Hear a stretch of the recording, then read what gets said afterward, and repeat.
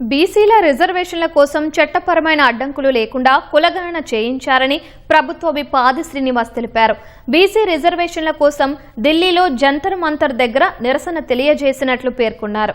పార్లమెంటులో 8 మంది ఎంపీలు ఉన్న బీజేపీ బీసీల కోసం ఏం చేసిందని నిలదీశారు. తెలంగాణ విభజనపై ప్రధాని మోదీ అవహేళన చేసేలా మాట్లాడారని విమర్శించారు. తెలంగాణ ప్రజల మనోభావాలకు విరుద్ధంగా మోదీ తీరు ఉందని ఆందోళన వ్యక్తం చేశారు. తెలంగాణపై బీజేపీ నాయకులు విషం కక్కుతున్నారని, పార్లమెంటులో బీజేపీ ఎంపీ తెలంగాణను పాకిస్తాన్తో పోల్చారని విమర్శించారు.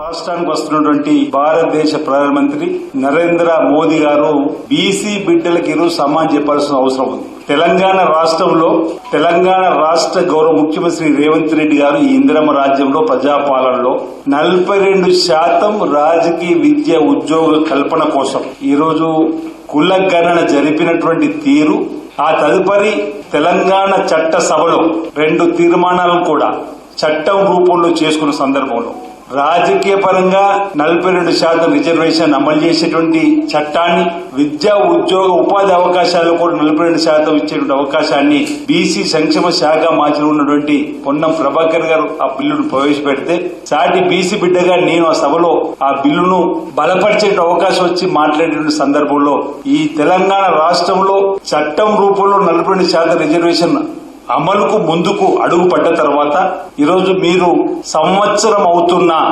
ఎందుకు మా బీసీ బిల్లుకు మీరు ఆమోదం పొందలేదో ఈ తెలంగాణ సభలో చెప్పాల్సినటువంటి బాధ్యత మీకు ఉందని చెప్తాం. దేశవ్యాప్తంగా బీసీ, ఎస్సీ మరియు ఎస్టీ రిజర్వేషన్ ఉన్న 50% పరిమితిని ఎందుకు తొలగించడం లేదు? మీ 11 ఏళ్ల పాలనలో భారతదేశంలో 81 కోట్ల మంది ఓబీసీ ప్రజల సంక్షేమం కోసం ప్రత్యేకంగా ఒక ఓబీసీ మంత్రిత్వ శాఖను ఎందుకు ఏర్పాటు చేయలేదు? 80 లక్షల కోట్ల కేంద్ర బడ్జెట్ లో దాదాపు 60% ఉన్న ఓబీసీ సంక్షేమానికి మీరు పెట్టినటువంటి బడ్జెట్ ఎంత? ఎస్సీ ఎస్టీలకు వారి జనాభాకు అనుగుణంగా రిజర్వేషన్లు ఉన్నట్టే మీరు అగ్రవర్ణాలు కూడా 10% ఈడబ్ల్యూఎస్ రిజర్వేషన్లు ఇచ్చారు. అంటే ఒకవైపు ఎస్సీ ఎస్టీలకు రిజర్వేషన్లు ఉన్నాయి, అది మన బాబాసాహెబ్ అంబేద్కర్ గారు ఇచ్చినటువంటి ఆలోచన ప్రకారం. మీరు వచ్చిన తర్వాత అగ్రవర్ణాలకు ఈడబ్ల్యూఎస్ రిజర్వేషన్లు 10% ఇచ్చారు. అలాంటప్పుడు మా ఓబీసీలకు జనాభా నిష్పత్తి ప్రకారం ఎందుకు రిజర్వేషన్ ఇవ్వడానికి మీరు ఆటంకపడుతున్నారు? ఎందుకు రిజర్వేషన్ పెంచడం లేదు?